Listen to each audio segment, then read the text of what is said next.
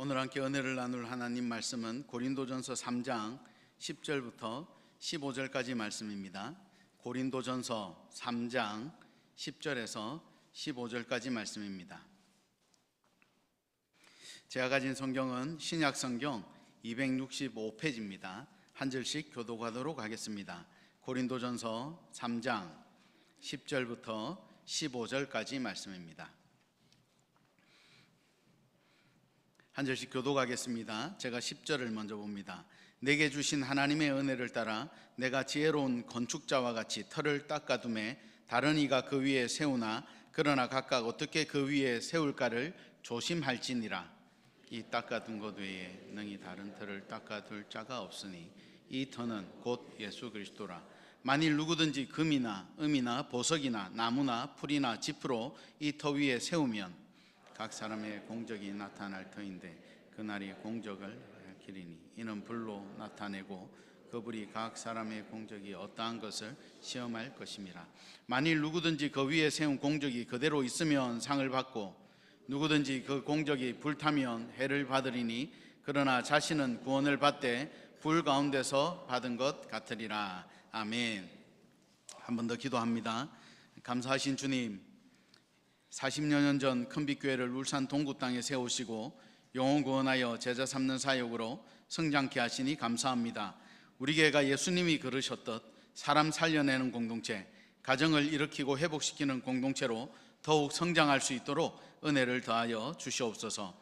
오늘도 큰빛의 지체들이 다 함께 하나님을 예배하는 자리로 나왔습니다. 주님께 기쁘게 드리는 예물도 받아주시고 드려진 예물이 사용되는 곳마다 하나님 나라가 소문나게 하시고 그리고 예물을 기쁨으로 드리는 이들마다 더 풍성히 채워주셔서 하나님 나라의 일들이 더 소문날 수 있도록 인도하여 주옵소서. 오늘 동역자들과 함께 고린도전서 말씀 앞에 섰습니다. 성령 하나님, 이곳에 임재하여 계신 줄 믿습니다.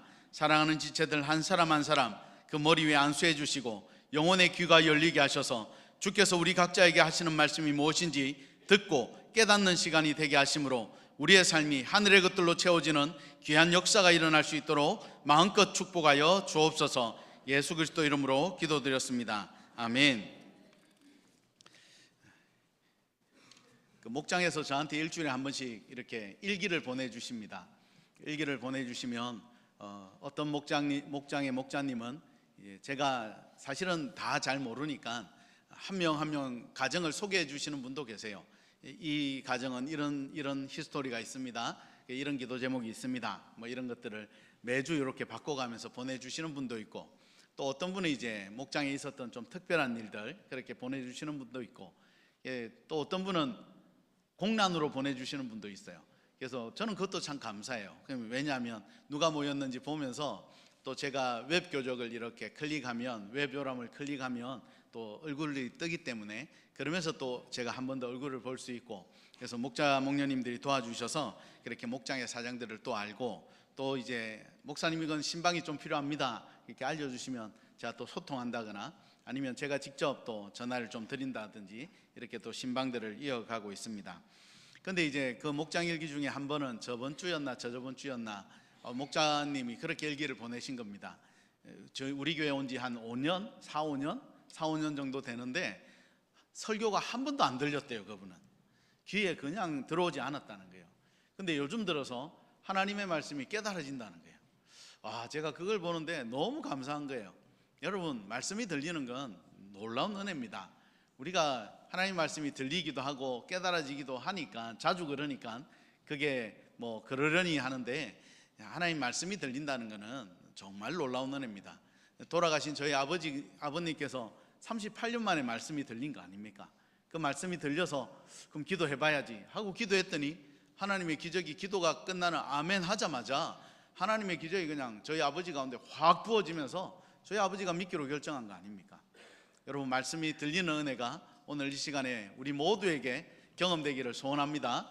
말씀에 귀를 기울이시기 바랍니다. 이 말씀이 나를 살릴 수 있다고 믿는다면, 이 말씀이 지금 우리 가정 가운데 무너진 것을 일으킬 수 있다고 믿는다면, 지금 이 말씀이 무너지고 있는 내 직장과 사업체를 일으킬 수 있는 방책, 솔루션을 내놓을 수 있다고 믿는다면 우리가 듣는 게 다르겠죠. 그래서 하나님 앞에 하나님과 마귀는 비슷한 면이 많습니다. 하나님께 좀 죄송하긴 한데 마귀가 좀 닮은 게 있어요. 하나님을. 그 중에 하나가 뭐냐면 준비된 마음에만 역사한다는 겁니다. 그래서 우리가 하나님 앞에 준비된 마음으로 나아갈 때 하나님께서 역사하신다는 것을 믿고 그렇게 하나님께 귀를 기울일 때 하나님께서 여러분 삶 가운데 필요한 말씀들을 주실 줄 믿습니다. 그 말씀이 오늘 여러분 각자에게 들리게 되기를 소원합니다. 제가 이전에 어떤 통계를 보니까 설문조사를 본 적이 있는데요, 죽음을 앞둔 어르신들, 이제 내가 얼마 지나면 이 땅을 떠나겠다, 그런데 이제 정신이 온전하신 분들을 대상으로 설문조사를 한 걸 본 적이 있습니다. 그 설문지 조사가 제일 중요한 질문이 이거였어요. 살면서 가장 후회되는 게 뭐냐? 이게 이제 설문조사의 가장 중요한 질문이었습니다. 뭐가 제일 후회되세요, 어르신? 이러니까 압도적인 1번 답이 이겁니다. 살면서 너무 많이 염려하고 걱정했다. 너무 많이 염려하고 걱정했다. 왜 이게 후회가 됐냐면 대부분의 염려와 걱정은 이루어지지 않기 때문에, 일어나지 않는 일인데 그걸 가지고 내가 너무 염려하고 걱정하면서 심력을 소비했다. 그렇게 내 인생이 그것 때문에 낭비된 것 같다라고 하면서 1번 후회였답니다. 뭐 돌아가시기 전에 그렇게 후회를 하셨다니까 아마 이게 대부분의 인생의 삶이 아닐까 그런 생각이 듭니다. 우리 옆에 앉아있는 동역자들에게 이렇게 한번 인사하면 좋겠습니다. 믿음 안에 후회하지 말고 삽시다. 이렇게 한번 인사하겠습니다. 후회하지 않고 살려면 뭘 안 해야 됩니까? 지나친 염려와 걱정을 안 하셔야 됩니다. 여러분 잘 생각해 보세요. 여러분 염려와 걱정이 일어났던 적이 얼마나 됩니까? 거의 없을 겁니다. 그런데 집에 가만 누워가지고는 그 염려와 걱정을 묵상하기 시작하시죠. 염려와 걱정을 묵상하면 그 염려가 뭘 뻗습니까? 가지를 뻗습니다. 가지를 뻗고 잎을 냅니다. 그리고 열매를 맺지요. 그러면 하늘이 도무지 보이지 않습니다. 염려와 걱정은 우리로 하여금 하나님께 나아가는 게 그렇게 도움이 되지 못합니다. 여러분 온전히 하나님만 바라보시는, 그래서 하나님께서 여러분의 염려와 걱정을 만지는 역사들이 일어나게 되기를 소원합니다. 여러분 대한민국의 자살률이 엄청나지요. 자살이 엄청난데 제가 좀 궁금해서 살펴봤습니다.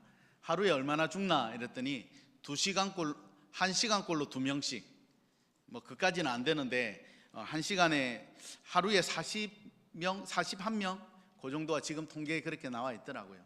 그러니까 1시간에 2명꼴로 이렇게 거의 죽는다고, 자살을 한다고 그럽니다. 근데 자살하는 게 남자가 많을까요, 여자가 많을까요? 남자가 많습니다. 2.5배 많답니다. 그걸 보면 아마 사회적인 압박이 남자에게 많이 오는 것 같습니다. 우리 오늘 이 자리에 계신 남성 여러분, 하나님만 의지하고 힘내시기 바랍니다. 하나님께서 여러분 도우십니다. 그리고 이 자리에 앉아 계신 자매 여러분, 자매님들이라고 힘이 안 들겠습니까? 그러나 우리 형제들은 뭘 먹고 사냐 하면 우리 자매의 격려와 응원을 먹고 삽니다.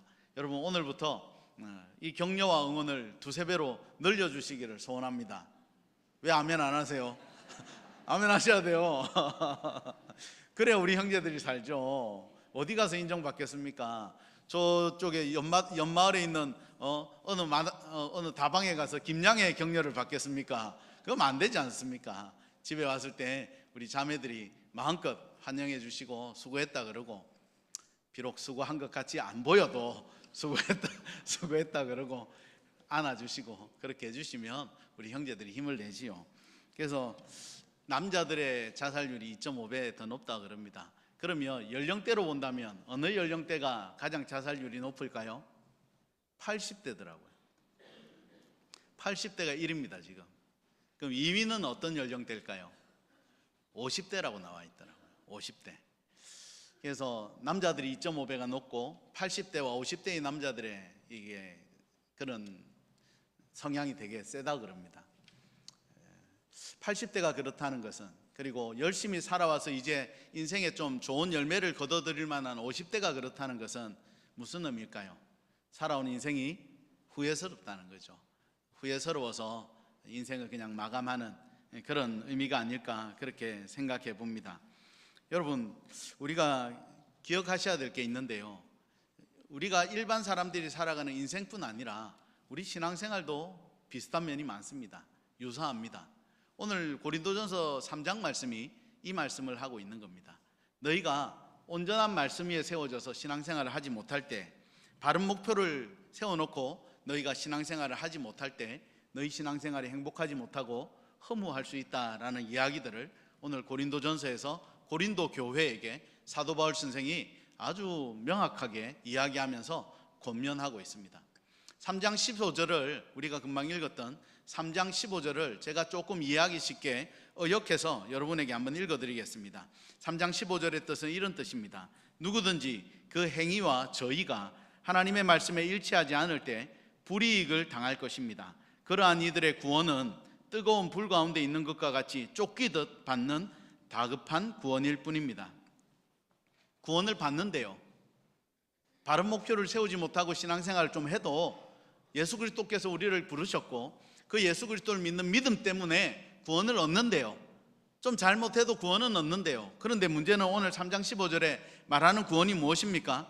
구원은, 이들의 구원은 뜨거운 불 가운데 있는 것과 같이 쫓기듯 받는 다급한 구원일 것이다. 쫓기듯이 받는다는 겁니다. 다급하게 받는다는 겁니다. 무슨 이야기입니까? 그 구원에는 감격도 없고 행복도 없고 감동도 없다는 겁니다. 신앙생활이 그냥 그렇다는 겁니다. 감동도 없고 감격도 없고 행복하지도 않은 이상한 신앙생활을 한다는 겁니다. 바른 목표를 세우지 못하고 그렇게 하면 그런 신앙생활로 그냥 그렇게 인생을 살다가 허무하게 이 땅을 살다가 하나님이 약속한 천국, 하나님이 우리에게 보여주시고 싶었던 놀라운 감격, 가정 가운데, 부부관계 가운데, 자녀 가운데, 공동체 가운데, 목장 가운데 우리를 위해서 주시고자 했던 이 놀라운 풍성한 영적인 감동스럽고 감격스럽고 내 인생을 송두리째 그냥 너무 기쁨으로 행복으로 몰고 갈 수 있는 모든 것들을 하나도 누리지 못하고 살 수 있다는 겁니다. 오늘 예배 오셨죠? 우리가 오늘 2부 예배 11시 반에 여기 온다고 얼마나 수고하셨습니까? 비가 안 와서 너무 감사하긴 한데 어제는 비가 얼마나 억수같이 오든지 똑같은 시간에 똑같은 노력을 기울여서 시간을 들여서 이 자리에 오셨습니다. 물론 풀 메이크업을 하고 오신 자매들에게 수고가 더 많다는 건 압니다. 한두 시간 더 걸렸다는 거 압니다. 그러나 우리는 똑같은 시간에 예배드리러 왔습니다. 그런데 오늘 고린도전서가 하는 얘기가 뭐냐면 각자 누리는 감동이 다르다는 겁니다. 각자 누리는 감격이, 행복이, 하나님을 경험하는 게 다르다는 얘기를 하고 있는 겁니다.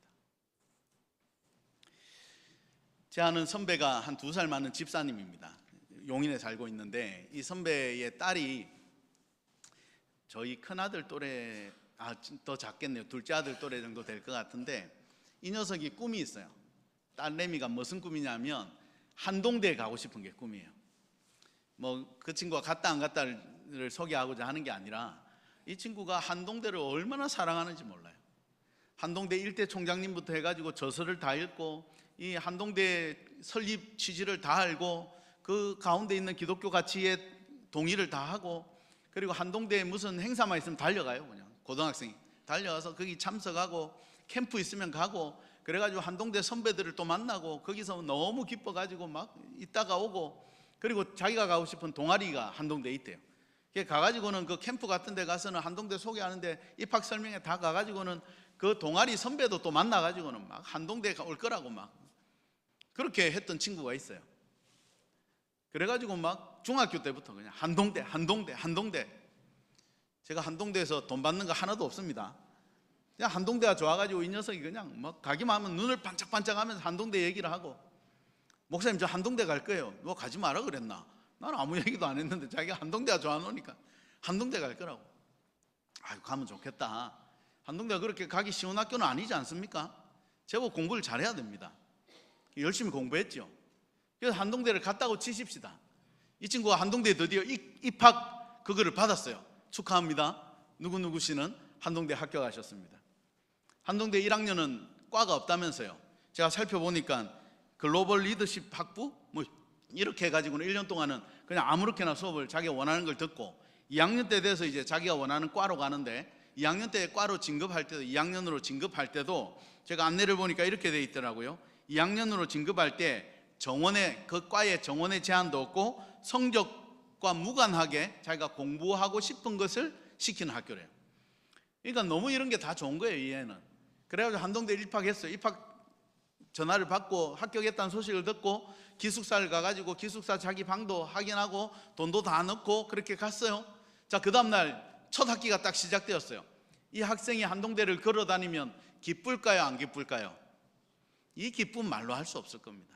몇 년 동안 여기 오고 싶어가지고 엄청 노력하고 뭐만 있으면 쫓아가지고 동아리를 찾아가고 선후배를 찾아가고 그래가지고 이 학교에 대해서 전부 다 샅샅이 뒤지고 그래가지고 드디어 자기가 이 학교에 꿈에 그리던 학교에 입학한 거예요. 꿈이 이루어진 거예요. 그래가지고 첫 학기부터 막 구름을 걷듯이 다녔을 거예요. 다니고 싶은 데 가고 만나고 싶은 교수님들 만나고 선배들 만나고 막 모임마다 적극적으로 참여하고 그랬을 거예요. 너무너무 기뻤을 겁니다. 그런데 다른 또 한 학생이 있어요. 이 학생은 그냥 공부하다 보니까 뭐 성적을 보니까 한동대 가겠다 싶어서 온 학생이에요. 그리고 학교를 왔어요. 그 아이랑 같은 기숙사에 들어갔어요. 자, 이 두 학생이 느끼는 한동대는 똑같습니까? 다릅니까? 공간은 똑같죠? 이름도 똑같습니다. 만나는 사람도 똑같습니다. 듣는 수업도 똑같습니다. 그러나 이 두 학생이 느끼는 한동대는 전혀 다른 학교입니다. 아주 친한 네 가정이 있었습니다. 처음에는 이제 형제들끼리 친구였는데 이 네 가정이 자주 만나다 보니까 아내들이 아주 친해졌습니다. 형제들보다 더 친해졌습니다. 그런데 이 아내들이 좀 공통점이 있었어요. 꿈이 비슷했어요. 무슨 꿈이었냐면 세계적인 오페라를 직관하는 게 꿈이었어요. 그래서 오페라를 한번 가보자. 그런데 비싸잖아요, 그런 오페라는. 그리고 만날 기회도 직관을 하기도 어렵고. 그래서 이 자매들이 적금을 든 거예요. 오페라 적금을. 그래서 적금을 막 몇 년을 부었대요. 그러다가 드디어 오페라가 직관할 수 있는, 이 자기들이 보고 싶은 오페라를 직접 공연을 찾아갈 수 있는 이제 그런 계기가 된 거예요. 그래서 적금을 다 찾아가지고는 또 자기들 돈을 좀 더 보태가지고는 남편들 것까지 해서 8장의 표를 구입했어요. 그래가지고는 드레스 코드가 있는 거 아시죠? 그런 데는 옷을 맞춰 입고 가셔야 돼요. 턱시도도 해야 되고 나비 넥타이도 하고, 그리고 여러분 일명 경상도 말로 그 거슬리는 드레스, 바닥에 거슬리는 드레스 그런 드레스를 입고 이렇게 가야 되는 거예요.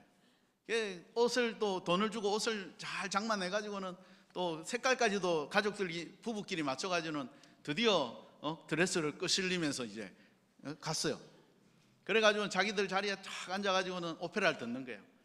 그토록 듣고 싶었던 저 가수의 오페라, 저 성악가의 오페라를, 그리고 그 웅장한 오케스트라 그걸 들으면서 자매들이 막 전율을 하는 거예요. 너무 좋다.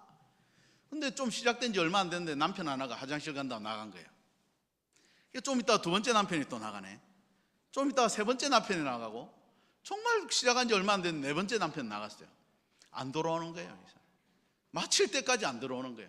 아내들이 하물매나 하고는 다 끝났고, 오페라는 다 끝나고 언제 들어오나, 다 사람도 나가고, 좀 있다가 청소하는 아줌마 들어왔네.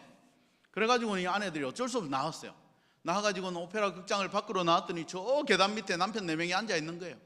뭔가 낄낄거리고 자기들끼리 재밌어 얘기를 하는 거예요. 갔더니 자세히 봤더니 저 옆에 있는 순댓국밥집 가서 순대도 먹고 순댓국도 먹고 소주도 한잔하고 온 거예요. 그래서 남편들끼리 하는 얘기가 그거예요. 아이고, 그 여자, 그 뚱뚱한 여자는 왜 그래 악을 쓰고 노래를 부른대?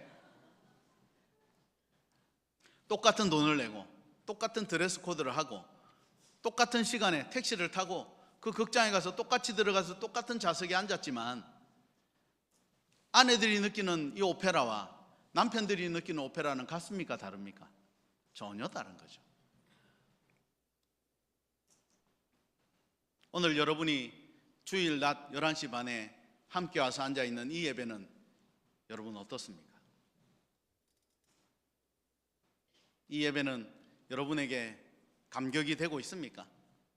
여러분 감동을 기대하고 계십니까? 아까 말씀드렸죠? 하나님은 준비한 영혼에 역사하신다는 것. 지금이라도 하나님 앞에 말씀을 주십사 하나님께 마음을 드리기 소원합니다. 하나님께서 여러분 각자에게 말씀하실 줄 믿습니다. 하나님의 은혜가 부어진다면, 만약 하나님께서 우리를 긍휼히 여기셔서 하늘의 창문을 열고 우리 각자에게 하나님의 은혜를, 하나님의 능력을, 하나님의 힘을 부어주신다면 우리의 삶이 승리할 줄로 믿으시기 바랍니다. 이렇게 우리 각자가 누리는 게 다르지요. 우리가 살아가는 일상도, 직장도, 사업체도, 가정도, 목장도, 부부관계도, 자녀와의 관계도 다릅니다. 그러나 우리가 만약 우리를 구원하신, 우리를 사랑하시는 그 예수 그리스도와 친밀히 교제할 수만 있다면, 우리가 그분을 온전히 기대할 수만 있다면, 그래서 그분이 나의 손을, 우리 가정의 손을, 우리 목장의 손을 잡아주시기만 한다면, 그 전보다 더 친밀하게 우리와 교제해 주신다면 우리의 삶의 문제들이 해결될 줄로 믿으시기 바랍니다. 하늘의 상급이 다르듯 우리가 다 천국 갈 건데 상급이 다를 겁니다. 저는 딴 거 별 기대 안 합니다. 저는 하늘나라 가면 하나님 집채만한 호랑이 한 마리만 주십시오. 천국에 왔는데 누가 철딱서니 없이 호랑이 타고 다니면 전주를 하시면 됩니다. 저를 부르십시오. 박 목사 하면 제가 올 겁니다. 여러분 한 번씩 공짜로 태워드리겠습니다. 우리가 천국 가면 상급이 다 다를 겁니다. 어떤 식인지는 저도 모르겠습니다. 저 사람이 상급을 받는 걸 보고 내가 마음 상하지는 않을 겁니다. 그런 상급일 겁니다. 그러나 그 상급을 받는 사람은 세상 모든 걸 얻은 것보다 더 기쁠 겁니다. 그게 어떤 형태인지 무엇인지는 모르겠습니다. 그러나 하나님 약속하고 계시죠. 우리 모두 상급을 받을 겁니다. 그러나 상급이 다 다를 겁니다. 그것처럼 오늘 이 땅에서 누리는 우리의 은혜가 다 다릅니다. 그러나 이것도 우리가 하나님 앞에 준비된 마음으로 나아갈 때 하나님께서 놀라운 것들을 부어주실 겁니다. 오늘 바울 사도가 고린도 교회에 하는 얘기가 이런 얘기입니다. 고린도 교인들이여, 여러분에게 구원을 선물로 주신 예수님의 그 놀라운 사랑을 알아 온전히 예수님 안에서 기준을 바로 삼고 살아가셔야 합니다. 이때 하나님은 여러분과 여러분 가정과 교회를 통해 놀랍고 위대한 일들을 이루실 것입니다. 바울 선생이 지금 고린도 교인들에게 이 얘기를 하고 있는 겁니다. 바른 기준을 세우십시오. 바른 목표를 세우십시오. 바른 기준과 바른 목표를 따라가야만 합니다. 그래야만 허무한 인생, 허무한 구원이 되지 않습니다. 그래야만 온전히 바른 목표를 세우고 바른 기준을 세워서 온전히 예수 그리스도를 따라가야만, 그 기준을 예수 그리스도로 삼고 따라가야만 하늘나라의 것들이 우리 가운데 임할 수 있습니다. 하늘의 모든 것들이 우리 가운데 쏟아부어질 수 있습니다 라고 이야기하고 있습니다. 바른 기준을 삼으셔야 됩니다. 이 말씀이 고린도 교인들에게만 하는 겁니까? 아닙니다. 2026년 울산의 동구를 살아가고 있는 큰빛교회 모든 성도들에게도 동일하게 하나님께서 하고 계신 말씀인 걸 믿으셔야 합니다. 여러분, 고린도전서 3장 10절과 11절을 통해서 하나님이 이렇게 말씀하십니다. 내게 주신 하나님의 은혜를 따라 내가 지혜로운 건축자와 같이 터를 닦아두매 다른 이가 그 위에 세우나 그러나 각각 어떻게 그 위에 세울까를 조심할지니라. 이 닦아둔 것 외에 능히 다른 터를 닦아둘 자가 없으니 이 터는 곧 예수 그리스도라. 예수 그리스도에 세운 우리의 가진 모든 것들이, 우리가 지금 읽어내려고 하고 우리가 세우려고 하고 우리가 가져온 모든 것들을 어디 위로 가져가야 된다는 겁니까? 예수 그리스도 위로 가져가야 된다는 겁니다. 예수님이 우리에게 보여주셨던 그 복음, 예수 그리스도께서 우리에게 주신 그 말씀, 그 복음의 원리 위로 우리의 삶의 모든 것을 갖다 올려놔야 비로소 우리가 행복하게 놀랍게 감격스럽게 이 땅을 살아갈 수 있다라고 얘기하시는 겁니다. 반대로 우리가 우리의 삶 모든 것들을, 우리의 생각과 우리의 삶과 우리의 관계와 우리의 인생 모든 것들을 예수 그리스도 위로 만약 가지고 가지 못한다면, 아까 처음에 말씀드린 것처럼 3장 15절에 말씀드린 것처럼 불타는 곳에서 쫓겨나오듯이 다급하게 받는 구원, 감격도 없고 감동도 없고 어떤 행복도 누리지 못하는 어중간한 구원을 받게 될 거라고 말씀하고 있는 겁니다. 예수 그리스도의 터전 위에 온전히 세우고 계십니까? 그 터전이 뭔지는 제대로 알고 계신 겁니까? 하나님의 복음이, 구원이 무엇인지 제대로 알고 있는 겁니까? 그 구원의 원리 위에, 복음의 원리 위에, 예수 그리스도의 원리 위에 우리의 삶의 한 자락 한 자락, 우리 교회의 한 행정 한 행정 모두 세워가고 있는 겁니까? 그래야만 우리 가운데 하늘의 감격이 쏟아부어질 거라고 약속하고 있지 않습니까? 그렇다면 과연 이게 무엇인지 제대로 알아야 되지 않겠습니까? 사랑하는 동역자 여러분, 하나님은 우리의 좋은 아버지 되십니다. 우리에게 좋은 것 주시기를 원하십니다. 우리가 이 땅을 행복하게 살기를 원하십니다. 우리가 정말 풍성하게 이 땅을 살기를 원하십니다. 그러나 하나님은 말씀하십니다. 바른 기준으로 살아야 된다. 내가 너에게 제시한 그 기준을 따라 살 때 너에게 내가 약속한 모든 것이 부어지게 될 것이다 라고 약속하시는 거죠. 오늘 바울 사도는 고린도 교회를 통해서 예수 그리스도라는 바른 터전, 이 터전 이외에, 이 터 위에 어떠한 것도 너에게 준 적이 없다라고 말씀하시죠. 이 터 위에 세워야 된다. 그때 정말 놀라운 일들이 일어날 거다라고 얘기하십니다. 모든 사람들이 한국 교회를 우려합니다. 우리가 교회지요. 우리가 한국 교회입니다. 우리를 우려합니다. 왜 한국 교회가 이 모양이 되었습니까? 어디부터 잘못된 겁니까? 선배 목사가 됐든 후배 목사가 됐든 아니면 동료 목사가 됐든 아니면 다른 교회 성도가 됐든 집사가 됐든 장로님이 됐든 권사님이 됐든 저한테 이런 걸 물어보면 저는 답은 늘 똑같습니다. 목사님, 교회가 왜 이렇게 됐습니까? 목사님, 한국 교회가 왜 이렇습니까? 어디부터 잘못된 겁니까? 저는 늘 똑같이 얘기합니다. 모든 책임의 시작은 목사들입니다. 모든 책임의 시작은 목사입니다. 목사들이 하나님의 말씀을 기준으로 사역하지 않기 때문입니다. 하나님의 영광을 바라기보다 성공과 명예를 바라는 겁니다. 성공과 명예를 바라니까 누구 눈치를 봅니까? 하나님 눈치 보지 않습니다. 성공과 명예를 바라니까 사람 눈치 봅니다. 교회를 리모델링하고 교회를 건축하려고 그러니까 누구 눈치 봐야 됩니까? 교회 안에 돈 많은 사람 눈치 보기 시작하는 겁니다. 내가 명예를 누리고 명성을 좀 얻으려고 그러니 교회 안에 좀 명성이 있는 사람들과 함께 다니기를 원하는 겁니다. 그러니까 정치인들이 오면 인사시키는 겁니다. 그 사람들과 조금이라도 친해지려고 하는 겁니다. 명성과 성공을 그들의 목표로 삼았기 때문입니다.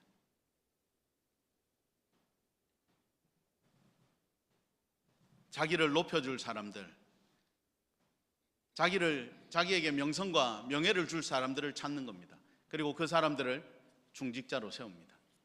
그 사람들을 중직자로 세워서 목사에게 명성과 명예가 오게끔 성공하게끔 도와달라고 요청하는 겁니다. 저희 교회는 대한예수교 장로회 소속입니다. 고신교단입니다. 장로교 정치제도를 따라서 교회를 운영하고 있습니다. 성도님들이 투표해서 장로를 뽑지요. 이 장로님들이 당회를 이룹니다. 당회를 이루어서 회의를 해서 교회 중요한 의사들을 결정합니다. 물론 우리 교회 그리고 장로회 정치를 따르는 모든 교회의 최고의 의결기관은 당회가 아닙니다. 최고의 의결기관은 공동의회입니다. 성도들이 모여서 1년에 한 번 1월에 주로 모이죠. 중요한 일이 있으면 한 번 더 모이기도 합니다. 여러 번 모일 수도 있습니다. 그러나 대부분 1년에 한 번 1월에 모입니다. 그래서 교회의 1년 예산과 작년의 결산을 모두 공동의회에서 추인해야 됩니다. 허락이 떨어져야 됩니다.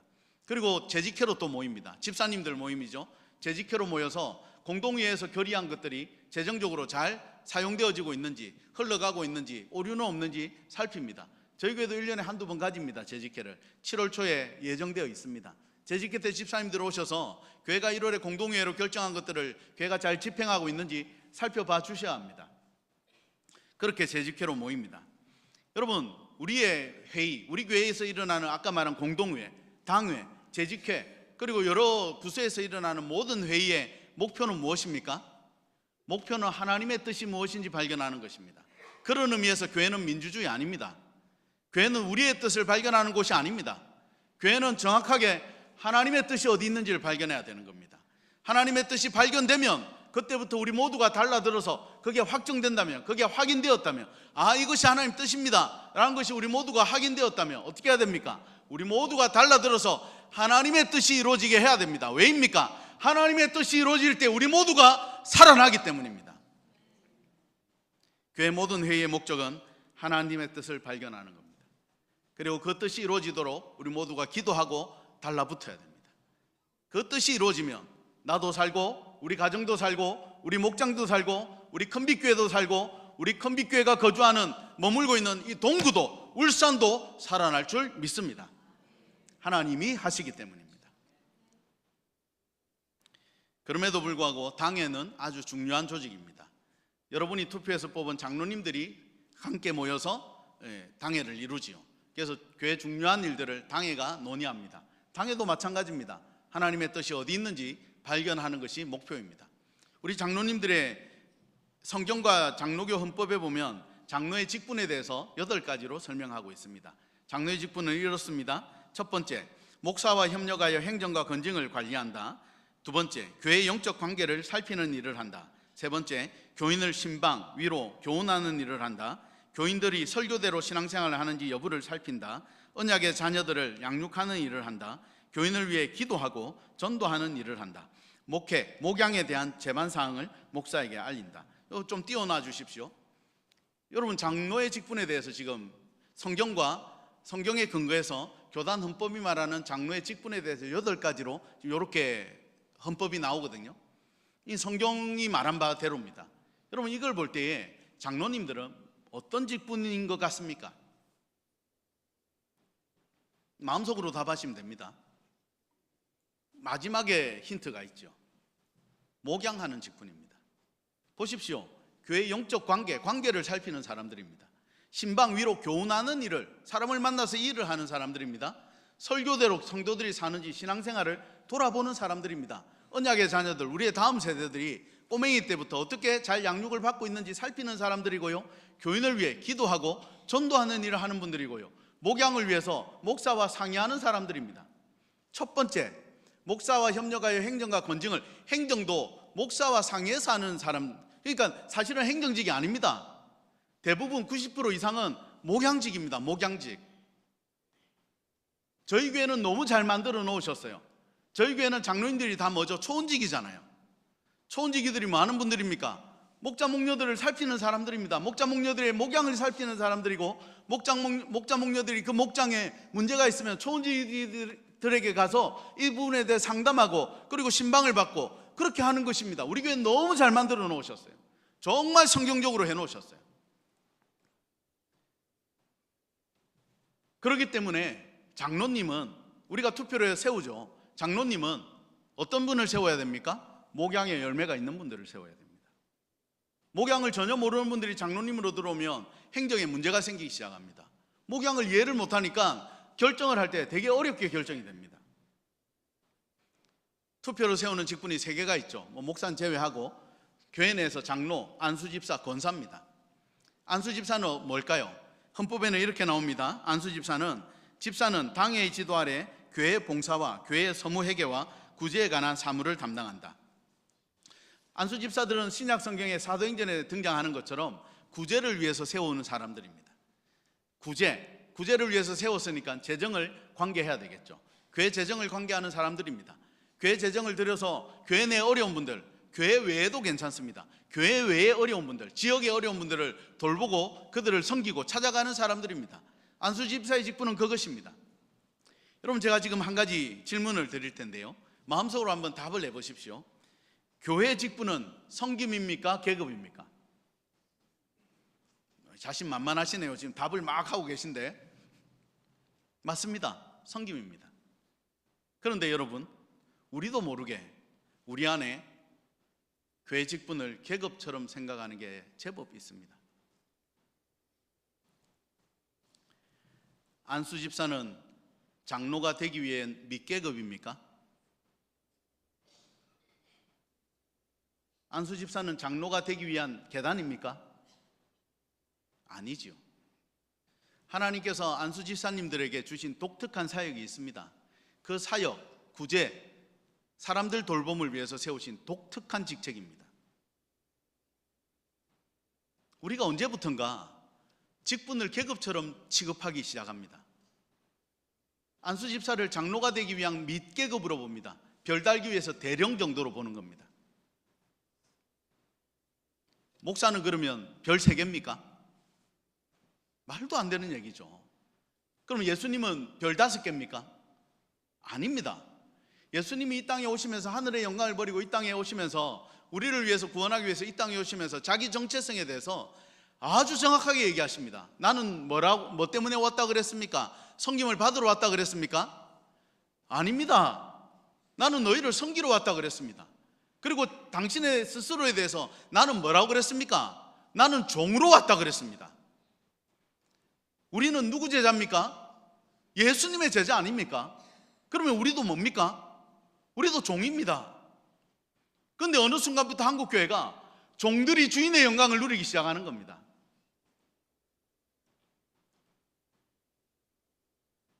언제부턴가 우리도 모르게 이걸 계급화 시켜 놓는 겁니다.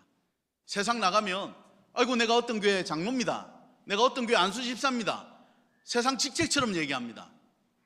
여러분, 신약시대 때 종들이 거리에 나가면서 누구에게 인사할 때에 내가 누구 집 종이라고 인사했을까요? 아니잖아요. 오늘날 교회가, 그리스도인들이, 예수 제자라는 그리스도인들이 예수 그리스도께서 세워놓으신 터전 위에 집을 세우지 않는 겁니다. 다 자기들 마음대로 집을 세우고 있는 겁니다. 돈이 있어야 교회 직분을 받을 수 있다는 얘기들이 종종 들립니다. 심지어는 교회 오래 다닌 사람들은 체면 치레를 위해서 직분을 줘야 된다는 얘기도 들립니다. 교회 직분은 하나님 말씀을 따라 그 사람에게 하나님께서 사역을 위해서 맡기는 직책임을 아셔야 됩니다. 말씀대로 해야 됩니다. 말씀대로 하지 않을 경우 하나님께서 우리 가운데 하나님의 일들을 일으키실 수가 없습니다. 저는 참 감사하게 그래도 한국에서 내노라 하는 건강한 교회에서 부교육자 사역을 오래 했습니다. 너무 감사하죠. 고신교단에서 제일 건강하다고 소문나 있는 분당에 있는 샘물교회, 그리고 용인에 있는 향상교회, 향상교회에서는 평원지기 사역을 했죠. 아무튼 두 교회에서, 고신에서 건강하다고 말하는 교회에서 두 교회를 합치면 한 10년 정도 되는 것 같습니다. 제일 오래 사역한 교회는 분당에 있는 샘물교회죠. 그 샘물교회에서 사역할 때 교회가 서울 영동교회에서 분립개척했잖아요. 담임 목사가 나와가지고 분당에다가 분립개척하고 5년도 안 됐을 거예요. 5, 6년 됐나? 성도가 3,000명이 돼버린 거예요. 그리고는 담임 목사님은 1년 안식년으로 다녀오신다고 가시게 되고 부교육자들이 이제 사역을 하는 거죠. 담임 목사님이 안식년을 1년 연구하고 교회들을 둘러보시고 다음 사역, 2기 사역을 어떻게 할까 고민하시다가 이제 교회로 돌아와서 풀타임 사역자들을 모아놓고 첫 번째 말이 그거였어요. 우리 교회는 하나님이 기뻐하는 방식으로 성장한 게 아니다. 우리 교회는 이 모든 성장을 멈추기로 결정했다. 다시 시작한다. 다시 하나님 말씀으로 가자. 하나님 말씀이 뭐라 하는지 다시 살피자. 그래서 치열하게 말씀을 살폈어요. 그리고 예배 순서 하나 집어넣는 거 가지고 몇 시간 토론을 했어요. 이게 정말 하나님 영광이 드러날 만한 건가? 하나님 말씀에 어긋나지 않는 건지, 그리고 성도들에게 영적으로 유익한 건지 끊임없이 살폈습니다. 어떤 문제는 일주일 내내 토론한 적도 있습니다. 어떤 문제는 몇 달을 걸쳐서 토론하기도 합니다. 그래가지고 순서 하나, 그리고 행사 하나가 만들어지는 겁니다. 여러분, 그렇게 만들어진 행사니까 얼마나 하나님이 기뻐하는 행사가 되겠습니까? 그리고 분당에 있는, 여러분 다 아시는 우리 교회라는 교회가 있지 않습니까? 그 교회에서도 제가 사역을 하지 않았습니까? 그리고 그 교회에서는 분립개척까지 제가 하지 않았습니까? 감사한 것은 그런 건강하고 좋은 교회에 제가 오래 있어 보았다는 겁니다. 그런 교회에 오래 있는데 이분들의 한결같은 그 담임 목사님들의 마음은 뭐냐면 하나님이 어떻게 하면 기뻐하실까 합니다. 하나님이 어떻게 하면 이 일을 기뻐하실까? 정말 복음의 영광이 드러날까? 이걸 가지고 끊임없이 고민하고 생각을 나눠주셔서 그걸 같이 고민하게 만드시더라고요. 저는 울산 금빛교회 담임 목사로 여러분이 청빙에서 와 있습니다. 저의 역사는 이전에 그런 교회에서 치열하게 다투다가 온 사람입니다. 저는 금빛교회에 이런 DNA를 이식하라고 보내신 줄 저는 믿습니다. 어떻게 하면 말씀대로 할 거냐? 말씀대로 갈 거냐? 어떻게 하면 하나님께 영광이 되고 성도들에게 유익이 될 건가? 그에 대한 끊임없는 고민이 있습니다. 제가 어릴 때, 중고등학교 때, 그리고 대학생 때 다녔던 교회가 있습니다. 모교회라고도 할 수 있겠죠. 그리고 SFC 활동을 오래 했습니다. SFC 참 재밌게 했습니다. 저는 SFC를 빼놓고 제 신앙생활을, 제 청년을 때를 이해하기가 좀 어렵습니다. 정말 열심히 했고 재밌었습니다. 저희 지역에 대학교 연합 SFC라고 있는데 거기서 총무까지 했습니다. 왜 회장을 못했냐? 제가 간사님한테 물어봤어요. 내가 왜 회장이 안 됐습니까? 이게 투표를 이상하게 하면서 저를 회장이 안 되게끔 만드셨거든요. 그래서 제가 왜 회장이 안 됐습니까? 하니까 제 대학이 종합대학이 아니라서 안 된다는 거예요. 이해가 안 되기도 했지만 순종했습니다. 알겠습니다 하고 열심히 했습니다. 총무로서 아주 열심히 했죠. 그리고 제가 졸업할 때 그 간사님이 대표 간사님이 저한테 찾아왔어요. 찾아와서 제가 SFC를 지금 전문 용어로 까는 거 아닙니다. 제 때 그랬다. 제가 섬겼던 지역의 대표 간사가 그랬다는 거예요. 너무 오래돼서 그분이 누군지 아무도 모를 거니까 제가 말씀드리는 건데, 그분이 저한테 찾아와서 네가 졸업하는 대학에 간사로 좀 섬겨달라 그러셨어요.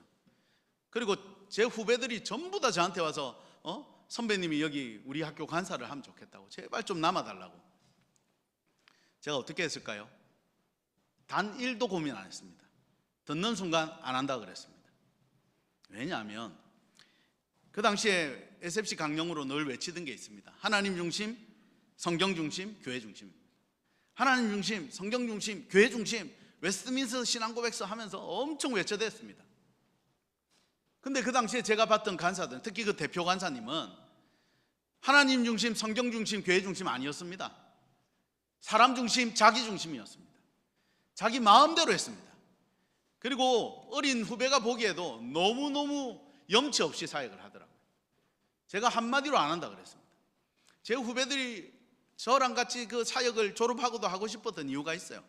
제가 처음에 SFC 우리 학교 갔을 때에 7명 앉아 있었습니다. 7명 앉아 있었는데 6학기 끝날 때쯤에 저희가 대강당 빌려서 큰 모임을 했습니다. 많이 올 때는 60명, 70명도 왔습니다. 그러면서 얼마나 학교가 재밌었는지 모릅니다. 정말 재밌었고 정말 열심히 했습니다. 도서관, 강의실, SFC 룸, 이 세 군데에 가면 박형규 어디든 있다, 그게 소문이었습니다. 저희 학교에 그거였습니다. 저를 찾으려면 어디 가야 됩니까? 강의실 가든지 도서관 가든지 SFC 룸에 가라. 그 어떤 학생이 물었다 그러더라고. 그러면 형교 선배는 집에 안 갑니까? 물음을 들은 SFC맨이 뭐라 한 줄 압니까? 집에 안 간다 그랬어요. 박형교 선배는 집에 안 간다. 그럼 어디서 잡니까? 저 SFC 룸에 잤습니다. 2학기인가 잤어요. 그 수입 오는 아저씨한테 그 담배 사주면서 좀 봐달라고. 그래서 저 학교에 자고 그랬거든요. 외치는 건 하나님 중심, 성경 중심, 교회 중심인데, 내가 본 그 선배 간사들은, 대표 간사는, 그리고 몇 명의 간사는 아니에요. 자기 중심인 거예요. 제가 너무너무 혼란스러웠습니다. 그분들에게 뭐라고 한 건 없습니다. 제 자신이 너무 혼란스러웠습니다. 그리고 내가 뭘 잘못하고 있나? 이런 생각이 들었어요. 그런데 결혼과 함께 서울로 제가 올라가지 않았습니까? 그리고 분당 샘물교회라는 고신에서 가장 건강하다고 말하는 그 교회에서 8년이나 사역을 했잖아요.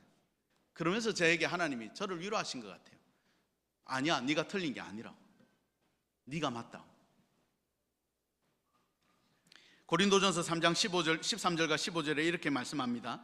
각 사람의 공적이 나타날 터인데 그날이 공적을 밝히리니 이는 불로 나타내고 그 불이 각 사람의 공적이 어떤 것을 시험할 것임이라. 만일 누구든지 그 위에 세운 공적이 그대로 있으면 상을 받고 누구든지 그 불 위에 공적이 불타면 해를 받으리라.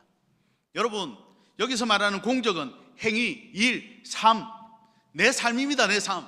내 삶이, 우리의 삶이 예수 그리스도라는 그 생명의, 유일한 생명의 터전 위에 올라서 있지 않으면 모든 것이 불 가운데 타버릴 거라는 겁니다.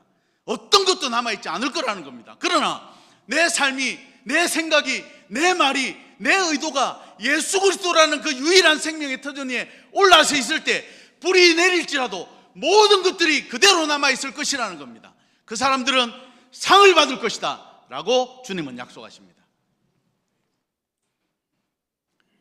우리의 생각이, 우리의 말이, 우리의 행동이 예수 그리스도 위에 서 있어야 됩니다. 내 부부 관계가, 내 아내와 내 남편과의 관계가, 내 자녀들의 교육이, 우리 가정의 경제 생활이, 내 벌이가, 내 씀씀이가, 지체를 향한 나의 말 본새가 예수 그리스도 위에 서 있어야 됩니다. 하나님께서 그런 사람에게 반드시 복을 줄 거라고 약속하십니다. 그러지 못하면 아까 처음에 했듯이 불에 타는 곳에서 빠져나오듯이 성급하게, 다급하게 단지 구원을 받을 뿐이다. 똑같은 시간에 똑같은 장소에 나와서 똑같은 목사의 말을 듣고 있는 사랑하는 큰빛의 성도 여러분, 여러분의 삶이 예수 그리스도 위에 머물기를 간절히 소원합니다. 그래서 하늘로부터 오는 복을 단 한 톨도 놓치지 말고 모두 받아 누리는 우리 모두가 되기